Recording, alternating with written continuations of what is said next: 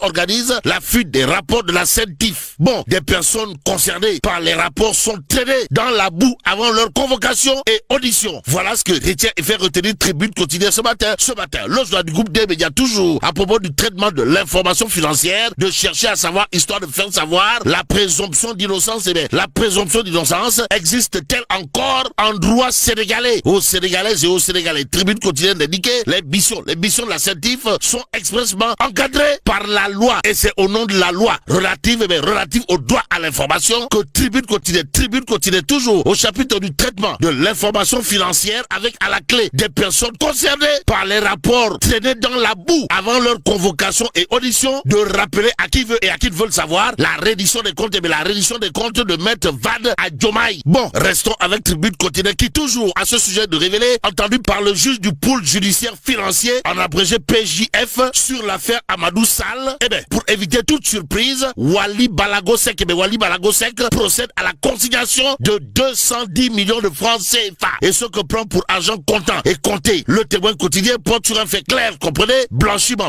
de capitaux et association de malfaiteurs présumés. Wali Balago Seck, la Rolls-Royce et les 210 millions de francs CFA. En tout cas, l'artiste chanteur en liberté provisoire informe bien entendu le Témoin Quotidien avant d'ajouter que la Rolls-Royce en question a été payée à 382 900 $. Et comme dans le dollar, on peut lire In God We Trust, enquête quotidienne de révéler, justice, rapport scientifique, ce qu'on reproche à Wali Balago Seck. Et c'est à Q-Sec qu'on peut lire le chanteur mis en liberté provisoire après son inculpation pour association de malfaiteurs et blanchiment de capitaux. L'information capitale dans cette histoire porte sur un fait clair, comprenez? La CENTIF pointe des flux financiers suspects impliquant plusieurs personnalités. Et c'est avec beaucoup de mana, comprenez, de personnalités que le point actu révèle à sa une rapport CENTIF Wali Balago Seck, Farah Marraine en chef sous contrôle judiciaire, tandis que Madiambal Diagne, big boss du groupe Avenir Communication, Madiambal Diagne, Magoudiabour, aujourd'hui à Fon,